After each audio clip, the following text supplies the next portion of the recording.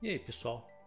Eu tô com a ideia de gravar uns vídeos sobre Entity Framework, ORM, esse tipo de coisa, mas visando o pessoal que está no início, que ainda está começando aí na carreira, eu tive a ideia de falar então primeiro sobre banco de dados.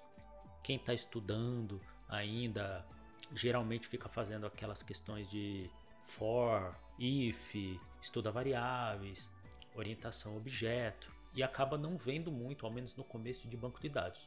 E logo ali na frente, quando começar a desenvolver alguma aplicação um pouco mais robusta, um pouco mais da vida real, automaticamente vai bater com banco de dados. Então, a minha ideia é passar alguns conceitos gerais e com o tempo, nos próximos vídeos, a gente vai se aprofundando mais. Eu vou começar fazendo uma analogia com algo que é mais corriqueiro, que é a nossa planilha do Excel. Não sei se você já pensou alguma vez sobre isso, mas querendo ou não, uma planilha do Excel ela é de certa forma um banco de dados. Eu tenho aqui uma planilha, deixa eu só abrir. Ó, ela está como loja XLSX. Vamos pensar que esse arquivo em si, ele é meu arquivo de banco de dados. Meu databases também vai encontrar assim. Depois eu vou mostrar isso no SQL para vocês, mas a gente chega lá já já. Aqui é o meu banco de dados da loja. Esse arquivozinho é só porque o Excel está aberto. Dentro deste banco de dados da loja, eu posso considerar que eu tenho aqui cada aba como uma tabela. Então eu tenho a tabela de clientes e a tabela de pedidos. Os pedidos de cada cliente, no caso aqui. Fiz algo bem simples. Nos clientes eu tenho uma coluna para código, nome, data de nascimento, preenchi alguns aqui, e nos pedidos eu trouxe aqui o código daqueles clientes, então 1, 2, 3 e 6, nem todos os nossos clientes dessa base têm pedidos. Só trouxe novamente o nome do cliente, isso aqui seria o que a gente faria numa tabela do Excel. A gente provavelmente traria o nome porque só o código do cliente fica ruim para fazer algum tipo de relação. E os dados do pedido, o número do pedido, uma data e um valor. Pronto. Só que se a gente utilizar o Excel como a nossa base de dados, rapidamente a gente vai encontrar muito problema. Por exemplo, olha só de trazer o nome aqui dos clientes, porque eu digo trazer também aqui, ó, porque eu já tenho eles aqui, então o João já está aqui, mas aqui ó, eu trouxe ele de novo. Olha o José, além dele estar aqui, como ele fez 2 pedidos, o que aconteceu? Aparece 2 vezes. Querendo ou não, isso pesa no banco de dados, isso pesa no arquivo, isso ocupa um espaço dentro aqui do nosso HD.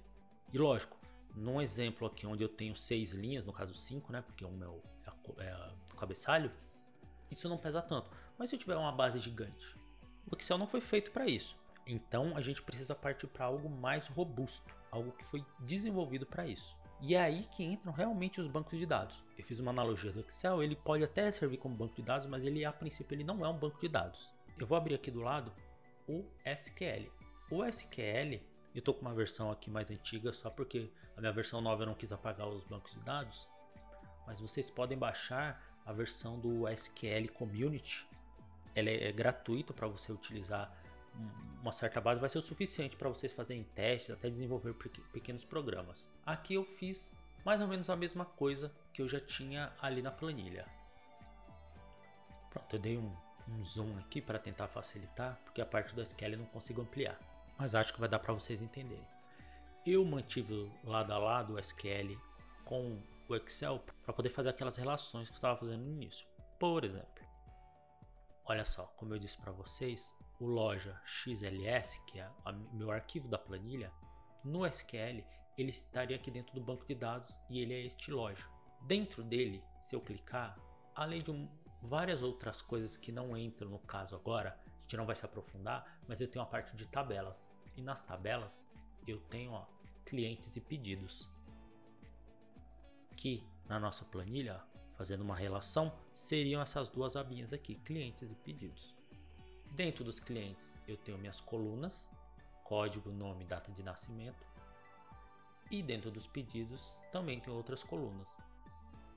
Número do pedido, código do cliente, data e valor. Data e valor. Aqui no SQL a gente começa a ver a coisa um pouco mais estruturada. Olha só, nos pedidos eu já não repeti o nome do cliente, porque o SQL, na hora que eu pedir isso como um relatório, por exemplo, uma forma de visualizar, eu consigo falar para ele, ó, vai lá na outra tabela, busca essa informação e coloca aqui para mim. Para isso, a gente utiliza o conceito de chave primária e chave estrangeira. Eu vou falar os termos em inglês porque muitas vezes a gente até utiliza no meio de uma conversa, de tão comum que é. E quando você estiver pesquisando lá na documentação em inglês, então você tem a primary key, que é a chave primária, e você tem a foreign key, que é a chave estrangeira. E para que elas servem? Olha só, eu vou dar um exemplo aqui na tabela de clientes. Eu tô com a tabela de clientes aqui. Eu tenho o código 1 e o código 2. Se eu desse um comando aqui para incluir um outro cliente com o mesmo código já existente, o SQL barraria. Ele não deixaria eu cometer esse erro para que eu não tivesse dois códigos para o mesmo cliente. O Excel, não. O Excel poderia criar aqui um outro número 4, Pedro, e ele vai deixar. E isso daria alguma confusão em algum momento quando eu, olha, dá os pedidos do cliente 4. Ah, mas quem pediu? Foi a Ana ou foi o Pedro? Porque os dois são 4. O SQL, ele já trava isso. Ele não deixa. Eu não vou exibir isso agora porque eu não quero entrar num comando SQL mesmo para não confundir vocês. Mas vocês podem ver que até aqui, ó, se eu tentar digitar algum número, o SQL não deixa. Por quê? Porque eu já falei para ele quando eu criei essa tabela que esta coluna código, ela é um número incremental, ou seja, vai adicionando de 1 em 1, mas que é o próprio SQL que dá. Então esse 1 e 2 não foi, ó. Vou fazer um exemplo aqui, ó. Vamos colocar o Pedro, nascido em 1º de janeiro de 2000. Repare que aqui na coluna código tá null. Null quer dizer sem valor no momento. Quando eu colocar para baixo, o SQL vai fazer a inserção e vai me dar um número. Me deu 3. Isso vem por causa daquelas configurações de autoincremento e número automático que eu falei. E como eu tenho aqui a garantia de que o mesmo número de código jamais é utilizado para mais de um cliente, essa é a minha chave primária. É aquele númerozinho que somente um vai ter. Seria, por exemplo, na nossa vida real, um CPF. Meu CPF e o seu vai ser diferente de alguma forma.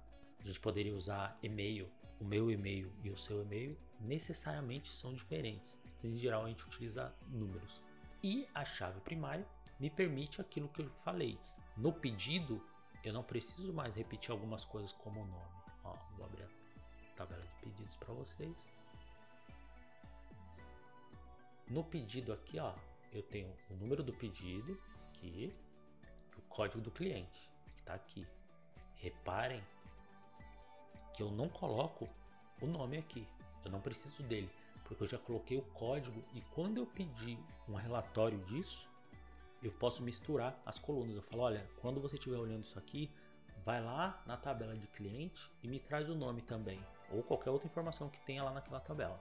Aquele 1, 2, 3 do cliente que está lá na tabela de cliente, e lá ele é chave primária, porque lá ele só pode acontecer uma vez.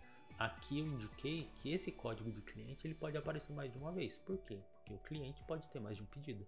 Então a gente vê aqui que o cliente 1 ele fez um pedido no dia 1 de 4 de 2021 e outro no dia 22 de 6 de 2021.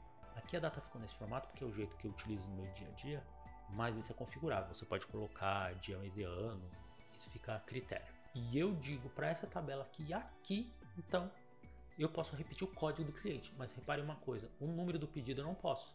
O número do pedido vai ser incremental, do mesmo jeito lá. E aqui, a chave primária da tabela pedido é o número do pedido. É aquele número que não pode se repetir. Já o código do cliente aqui, ele é uma chave estrangeira, porque ele é a chave primária lá na tabela dele. Aqui ele é estrangeira, que ele chegou aqui. Aqui eu permiti, poderia dizer que ele também não pode se repetir aqui, mas não é o nosso exemplo aqui. Aqui eu digo que ele pode ter vários pedidos. E daí já vem mais um termo que a gente utiliza, é o relacionamento. Então, o relacionamento entre as tabelas, no caso, a tabela de cliente com a tabela de pedido, um cliente pode ter vários pedidos. Isso a gente chama de um relacionamento um para muitos. Um cliente pode ter N pedidos. Poderia criar um relacionamento um para um? Sim. Talvez eu quisesse criar aqui uma outra tabela com dados complementares do cliente. E aí, nessa tabela, só poderia ter uma informação complementar, eu digo uma linha de informação complementar para cada cliente. Então, cada cliente, número 1, só poderia ter uma outra linha de informação complementar na outra tabela. Então seria 1 para 1. E a gente ainda tem um relacionamento muitos para muitos, mas a gente não vai entrar nessa seara agora. Não é tão complexo, mas eu quero deixar esse vídeo um pouco mais curto. Então, só para fechar, pense que aqui no SQL, cada linha dessa tabela, no caso a tabela de pedido, representa um pedido, assim como cada linha da tabela de cliente representa um cliente, tal qual seria no Excel. Mas aqui no SQL a gente tem aquelas garantias. Só uma última coisa sobre o relacionamento, olha só que interessante. Eu tenho aqui, ó, pedidos para o cliente 1 e 2, certo? Se eu tentar apagar o cliente 2, ó, você está prestes a excluir uma linha. Olha o erro que me dá. Aqui, resumidamente, ele está me dizendo, olha, você não pode apagar daqui porque você está usando lá no pedido. Já em compensação, olha o Pedro aqui, cliente 3. Vou mandar apagar, ele apagou. Por quê? Porque não tem um pedido. Agora olha só, vamos voltar aqui. Vou tentar apagar a Mônica. Erro. Ok? Agora vou apagar os pedidos dela. Apaguei. Vou tentar apagar a Mônica. Apaguei. Então aí a gente vê o poder do relacionamento, a questão da chave primária, da chave estrangeira, o que a gente chama de integridade. A gente tem dados íntegros. Eu não tenho um pedido solto sem um cliente. Uma base de dados relacional, quando a gente fala esse termo relacional, é por causa disso. É esse tipo de relação. As tabelas têm relações entre si. Ainda tenho mais uma coisa para falar, mas antes disso, se você já está gostando do vídeo, deixa um like, compartilha, se inscreve no canal para receber quando eu falar mais sobre o ORM, sobre o banco de dados, porque nos próximos vídeos eu vou pegar isso daqui e vou levar lá para dentro do C#. E aí vocês vão entender por que o ORM, por que o Entity Framework, ele é tão poderoso, ele é tão utilizado, ele é tão mão na roda pra gente. Isso que eu tô falando para vocês serve para qualquer outro banco de dados relacional. Então se você mexer com MySQL, PostgreSQL, funciona da mesma forma. Oracle, que pode mudar algum tipo de nomenclatura. MySQL, se eu não me engano, o banco de dados chama esquema, algo do tipo, mas o funcionamento é o mesmo. As regras são as mesmas, a questão de relacionamento, chave primária, chave estrangeira. Aprendendo aqui, você vai ter todos os bancos de dados relacionais, porque tem alguns outros que não são relacionais, mas em algum momento a gente entra nisso daí. Mas todos esses você vai ter um entendimento de como funciona. Então é isso, mais uma vez, se puder, deixa um like, se inscreve, compartilha e te vejo no próximo código.